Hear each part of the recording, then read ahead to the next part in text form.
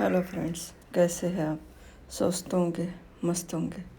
आज मैं आपको पाटोड़ी की सब्ज़ी कैसे बनती है वो बताने वाली हूँ। पाटोड़ी बोल सकते हैं, पातोड़ी बोल सकते हैं, ठीक है। तो इसके लिए हमने एक बर्तन में बेसन ले लिया है, थोड़ा सा 1 कटोरी के लगभग बेसन ले लिया है। उसमें हम हरी मिर्ची और लहसुन का पेस्ट डालेंगे। आप कूट के भी डाल सकते हैं, तो मैंने कूट के डाला है।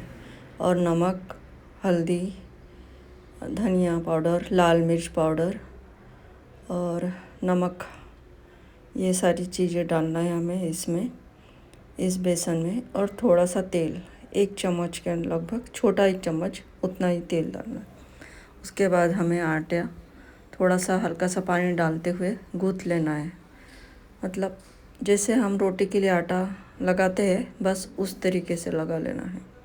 उसके बाद में हमने ये 3 बड़े ओनियन ले लिए हैं और 6-7 कलियाँ लहसुन की ले ली हैं। और उसके बाद हम यहाँ लेंगे खसखस, लहसुन, अदरक, हरी मिर्च, नारियल का टुकड़ा, धनिया, खड़ी धनिया और हरी धनिया। और अब ये जो प्याज है, मतलब आप ओनियन बोल सकते हैं या कांदा बोल सकते हैं, जहाँ जैसा बोलते हैं वैसे, ठीक है। इसको बड़े बड़े टुकड़ों में काट लिया है। अभी हम अदरक के भी टुकड़े कर लिए थे और नारियल के भी हमने टुकड़े कर लिए थे। एक कढ़ाई ले लिए, गैस पर रख लिया है, मीडियम टू लो फ्लेम रख लिए। और अब एक एक करके हमें इसे भून लेना है। तो सबसे पहले हमने खसखस डाल दी है। तो खसखस 2 चम्मच के लगभग ले लिए मैंने, वो भून ली है। अभी खड़ी धनिया है, वो भी 2 चम्मच के लगभग है, वो भी हमने भून लेना है। क्वांटिटी के हिसाब से लेनी है। अगर आपको थोड़ी ज़्यादा लोगों के लिए बनाना है तो आप क्वांटिटी बढ़ा लेना है। ये 4 लोगों के लिए है, इतना हो जाएगा 1 कटोरी बेसन में। और ये जो मसाले हैं ये इतने लेने होंगे। अभी लहसुन ले ली है और नारियल के टुकड़े हमने डाल दिए कढ़ाई में अभी। और थोड़ा सा हल्का सा 1 चम्मच ऑयल डाल के हमें उसे भून लेना है, अच्छी तरह से ब्राउन कलर आ जाए, इतना हमें नारियल को भूनना है। तो ये सारी चीज़ें हैं, हमें पहले मीडियम टू लो फ्लेम पर भून लेना है। अभी ये जो बड़े बड़े टुकड़े हमने प्याज के काटे थे, ओनियन के, उसे भी हमें हल्का ब्राउन कलर आने तक भूनना है, ठीक है। ये देखिए कलर ब्राउन आ गया है, बस इतना ही हमें करना है और निकाल लेना है कढ़ाई से। और उसे ठंडा होने के लिए रख लेना है। ठंडा होने के बाद हम उसे मिक्सर के जार में डाल के पीस लेंगे, ठीक है। तो इस तरीके से सारे मसाले को भूनते हुए हम ये सारी चीज़ें मसाले तैयार कर लेंगे, ठीक है। एक एक करके हमें भून लेना है सारी चीज़ें। और ये खाने में महाराष्ट्र में बनाई जाती है, सबसे बेस्ट, मतलब यहाँ की सब्ज़ी होती है। और ख़ासकर शादी ब्याह में या कोई भी मेहमान आ जाए तो हम ये सब्ज़ी बहुत इससे बनाते हैं, मतलब सब पसंद करते हैं, इसलिए हम लोग ये वाली सब्ज़ी खास करके बनाते ही है। कई शादियों में भी ये होती ही है। और ख़ास मेहमान आ जाए तो ये पाटोड़ी की सब्ज़ी, जिस तरीके से आप लोग पनीर की बनाते हैं वैसे हम लोग इधर पाटोड़ी की सब्ज़ी बनाते हैं। और खाने में भी बहुत टेस्टी रहती है, तो इसलिए खासकर मेहमानों के लिए इसे परोसा जाता है। तो ये मसाला की जो क्लिप है ये मैंने रिपीट कर दी है, क्योंकि आपको मुझे ये बताना था कि ये जो मसाला हम तैयार कर रहे हैं, ये मसाला किस चीज़ के लिए होने वाला है, ठीक है। जैसे हमने बेसन को भी अच्छे से मसाला सारी डालते हुए उसे बेसिक मसाले उससे गूँथ लिया है, आटे को गूँथ लिया था।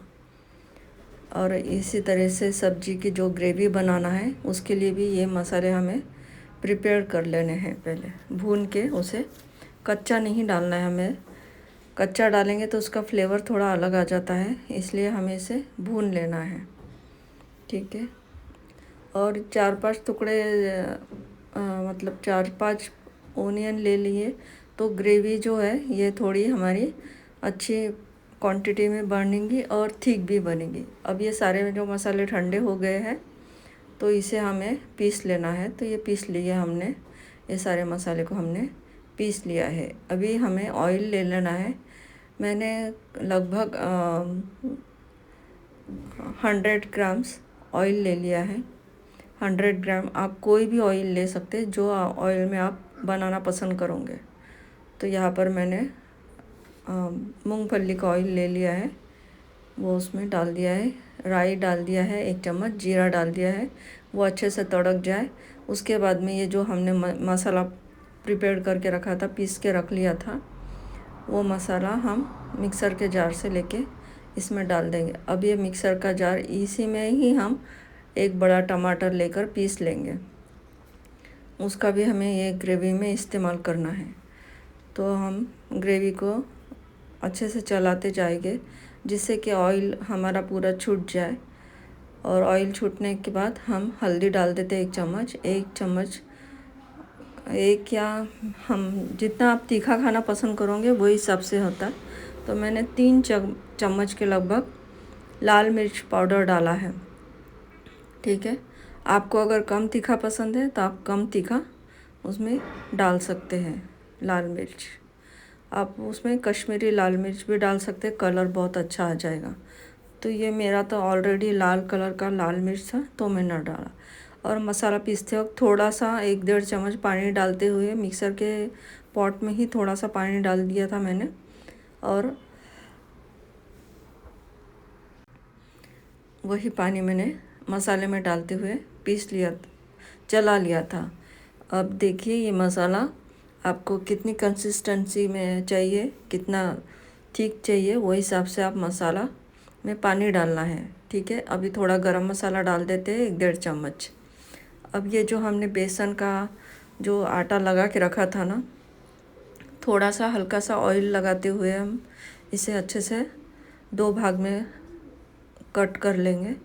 और हाथ में थोड़ा सा ऑयल लगाते हुए हमें इसे बेल लेना है, हल्का हाथों से, ज़्यादा मतलब भार देते हुए नहीं बेलना है, इसे हल्के हाथों से बेलना है। जितना हमें मोटा चाहिए आप देख लीजिए, इतना ही मोटा हमें चाहिए, बस थोड़ा सा ऑयल लगाते हुए बेलना है उसे। और बहुत मोटा भी नहीं रखना है, ना ही बहुत पतला रखना है हमें। ठीक है, आप देख लीजिए इस तरीके से रखना है। और इतना चौकोन चौकोन हमें शंकरपारे के आकार का भी आप बना सकते, जिस आकार का बनाना चाहे उतना बड़ा छोटा आप बना सकते हैं। इसे कट कर लीजिए। देखिए इस तरीके से मैंने कट कर लिया है। तो ये सब्जी में ऐसे इस तरीके से शंकरपारे के आकार का या चौकोन चौकोन हम कट कर लेंगे, आराम से कट हो जाता है। ये चाकू का आप ऑयल लगा लीजिए थोड़ा सा, तो वो आराम से कट हो जाएगा। और ये जो कट हो रहे हैं, ये जब हमारा जो ग्रेवी होती है वो जब बॉईल हो जाती है, तो हम उसमें एक एक करके छोड़ देंगे, और वो ग्रेवी में ही वो आराम से पक जाता है। जब ऊपर तैरने लगे तो हम समझ जाइए कि ये पक गया है। ठीक है, ये देखिए ऊपर आ गया है, बराबर तैर के ऊपर आ जाता है। या आप चाकू के सहायता से भी उसे थोड़ा सा टच करके देखेंगे, तो चाकू में अगर नहीं चिपकता है ये वड़ी, तो आप उस तरीके से भी चेक कर सकते हैं। या ऊपर आ जाती तो पता चल जाता है कि पक गई। ऐसे मेरी ये सब्ज़ी बन के तैयार हो गई। आपको मेरी रेसिपी कैसी लगी आप ज़रूर बताइए, और इसको ज़रूर बना के देखिए, आपको भी बहुत पसंद आएगी ये सब्ज़ी। और मेरे चैनल को लाइक करिए, सब्सक्राइब करिए और शेयर करिए, और हाँ, हाइप करना बिल्कुल भी ना भूलें। धन्यवाद।